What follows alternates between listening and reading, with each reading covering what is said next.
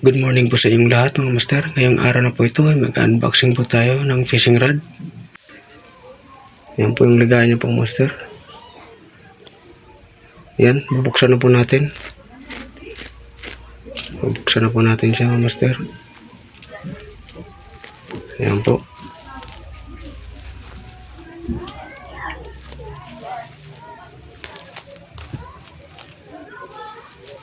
Yan.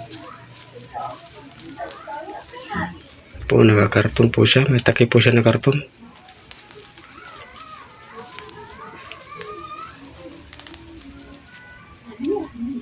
Yan po.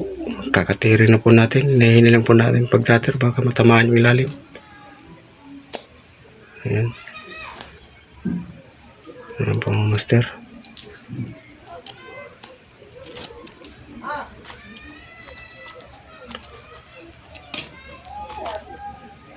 Ayan po.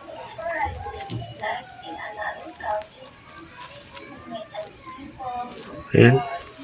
Ilabos na po natin mga master. Naka-bubble wrap po yung bawat dulo na. Ayan po. Kapong 762 Gen 4 po yan mga master. Light rod. Ayan po. Ayan, Gen 4 siya.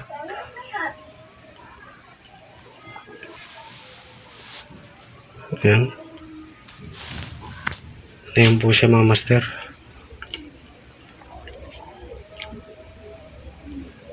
Ayan po. Bali 2 tip na po siya mga master. Ilabas po natin una yung bat. Ayan. Ayan po yung bat mga master. Ayan po.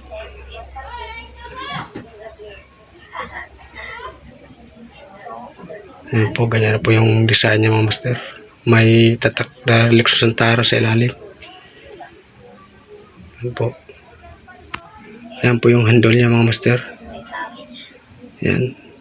May clicker po siya sa 5 feet ng reel.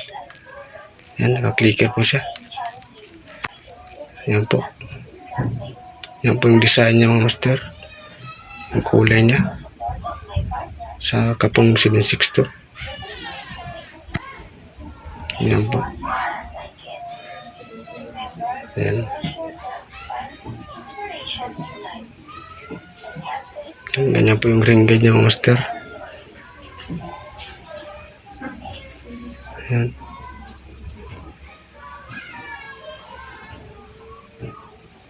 Sea-guide po ang ring guide niya po mga master.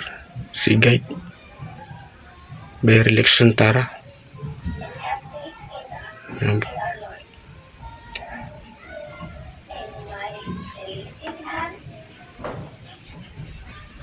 Yan po yung pangalawang tip niya mga master.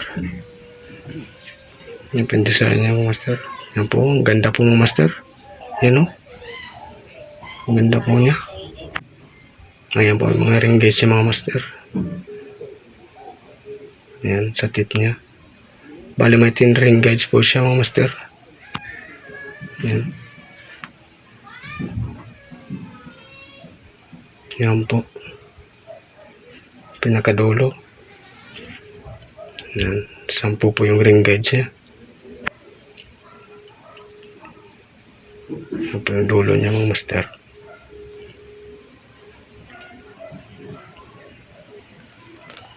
Yan, dugtong na natin.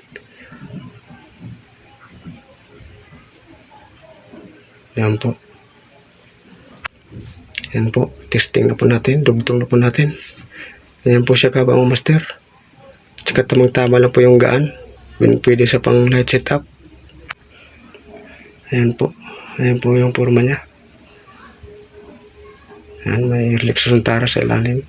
Tag. Ayan po siya mga master. Ayan. May tatak po siya na Lexus Antara.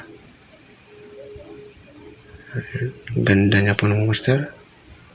Ang haba po mga master. Ayan po. Haba po niya.